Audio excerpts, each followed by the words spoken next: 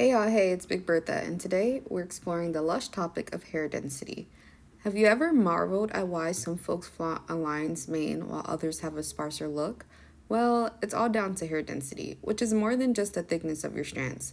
So let's dive into the science behind what makes our locks so thick. Before we jump into today's topic, as always, let me walk you through my routine. Starting off with freshly washed hair that hasn't had time to air dry, I'm using my old reliable and fave go-to wash and go essentials, Miss Jessie's Multicultural Curls, Wetline Extreme Gel, and that classic D4 9-row Denman brush. My current go-to shampoo is TGIN's Moisture Rich Sulfate-Free Shampoo. I then follow that with a generous slathering of TGIN's Honey Miracle Mask. Quick heads up, I'm on a deep conditioning solo journey, which means I'm experimenting with skipping regular conditioners for now. Despite the strong burnt honey scent and the thick consistency that tends to overwhelm my curls, leaving them stiff and dry, I'm giving the Honey Miracle Mask another go just in case my hair is having off days. Now on to the main event, hair density. Simply put, hair density measures the number of strands living on a single inch of your scalp. Picture this, low density means 50 to 100 shy strands per square inch, while high density is a bustling neighborhood of 300 to 400 strands. Don't confuse hair density with strand thickness though. Hair thickness refers to the width of an individual's hair strand. For context, each hair strand has a hair shaft and root. I will only be focusing on the hair shaft when discussing hair thickness. The hair shaft is the part that you see in style.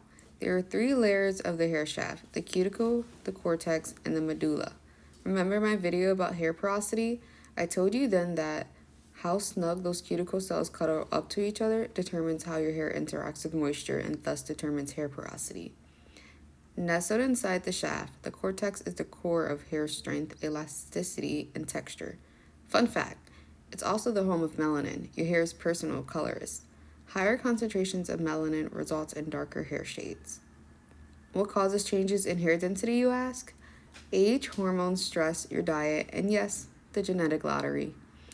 As the years tick by, our strands can thin out and fade, courtesy of melanin and hair follicle production winding down. Hormones like estrogen and progesterone latch onto follicle receptors, pumping up the hair's growth phase. That's why some moms-to-be notice their hair getting denser and longer during pregnancy. They also may notice minor hair loss postpartum when estrogen production returns back to pre-pregnancy levels. Diets rich in protein, iron, essential fatty acids, and vitamins B6 and B12 is like a feast for your hair follicles, since they are known to boost hair density.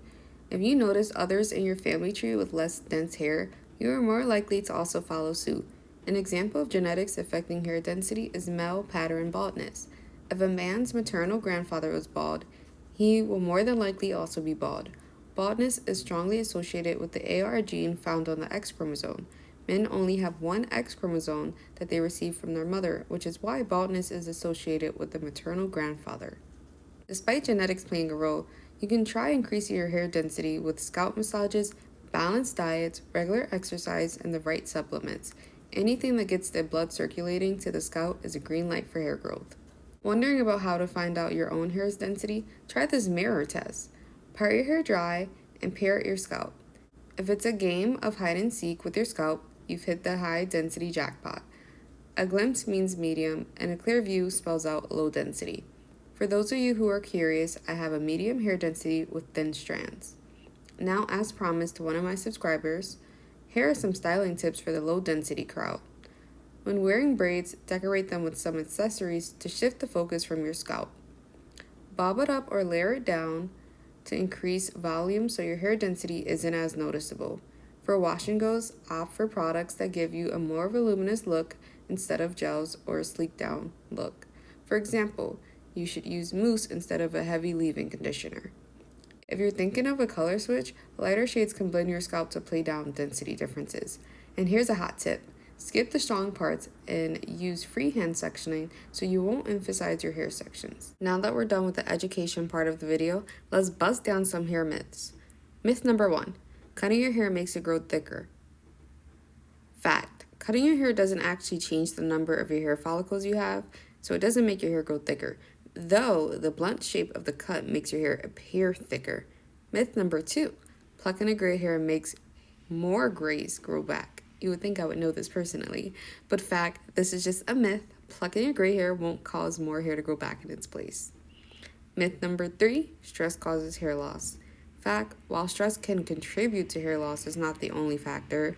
Hormonal changes, genetics, and certain medical conditions can also play a role. There you have it, a full dive into the world of hair density. Embrace your unique mane, and remember, it's all about making it work for you. Now I'm just going to let the rest of the tutorial play out, and then I'll see you guys next time. Hope you enjoyed the video. Bye!